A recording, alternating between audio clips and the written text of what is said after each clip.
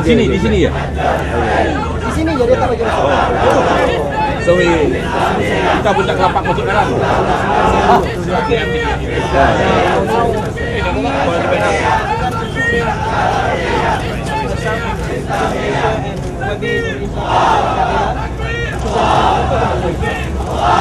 submit our memorandum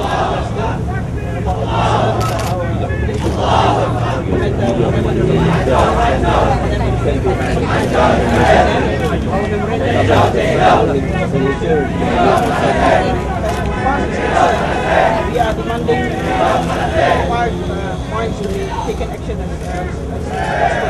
Number one is United Nations Security Council to immediately lift the blockade of Gaza by implementing its resolution 1850 to 1960. Number two, government all over the world to condemn the massacre of unarmed civilians by Israeli troops and to bring Israel to justice for its war crime and civilian. Number three, for the US and its allies to stop all military aid to Israel and impose on arms embargo against Israel. Number four, all Malaysians from all walks of life to express their utmost concern, and that's what we are doing now. And inshallah, we're going to continue with another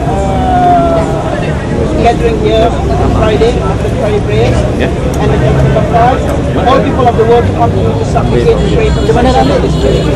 And this is the memorandum signed by the President.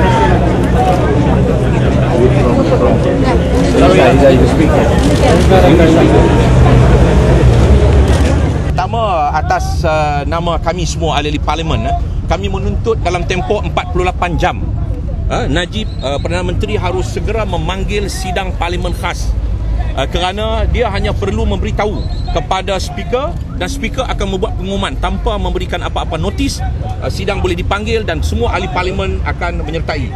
Dan ini sangat penting untuk kita membincang persoalan yang berkepentingan orang ramai dan sangat-sangat ia perlu disegerakan.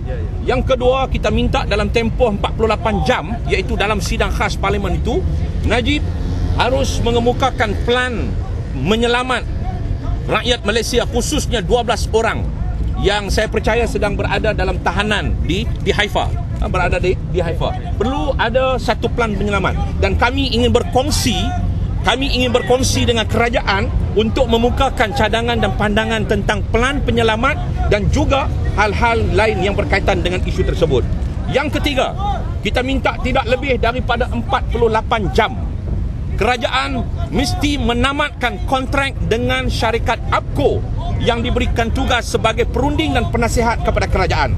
Syarikat ini merupakan proksi kepada kepentingan politik Israel dan Amerika.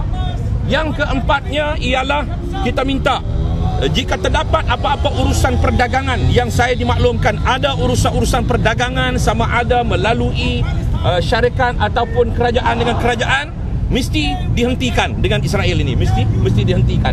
Jadi itu yang saya minta, yang perlu disegerakan kerana ini merupakan kepentingan bersama. Kira. Memorandum yang dihantar tadi atas nama Presiden PAS mendesak kerajaan Malaysia supaya mengambil beberapa tindakan.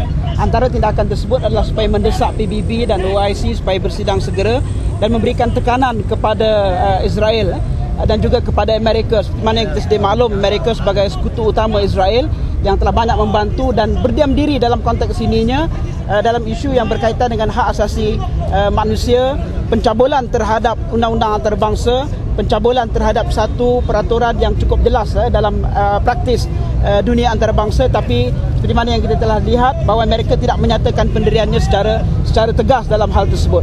Jadi kita meminta kerajaan Malaysia untuk memberikan tekanan kepada PBB supaya dipanggil satu sidang khas di peringkat Security Council dan juga persidangan khas OIC bagi segera membincangkan isu ini dan mengambil tindakan. Seterusnya, kita juga ingin meminta supaya kerajaan Malaysia juga menyatakan sikap dan menyatakan pendirian dan memberikan tekanan kepada kerajaan Mesir yang merupakan penyebab utama kepada kegagalan masuknya barang-barang bantuan dan sokongan kepada Gaza, di mana kita sedia maklum sempadan Rafah yang ditutup oleh Mesir sehingga mengakibatkan rakyat Gaza terpaksa membina terowong-terowong untuk membawa bekalan obat, makanan dan sebagainya kerana perilaku jahat daripada kerajaan Mesir.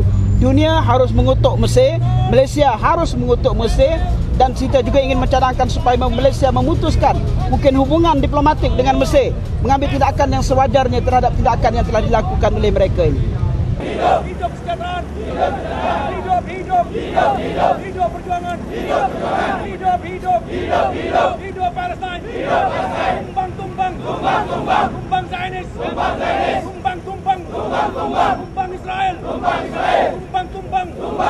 tumbang kezaliman.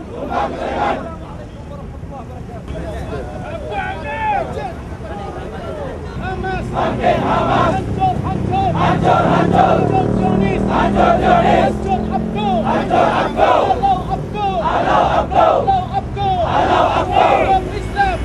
Islam, jatuh kezaliman, hancur Yahudi, hancur Zionis, bangun Islam, bangkit Islam,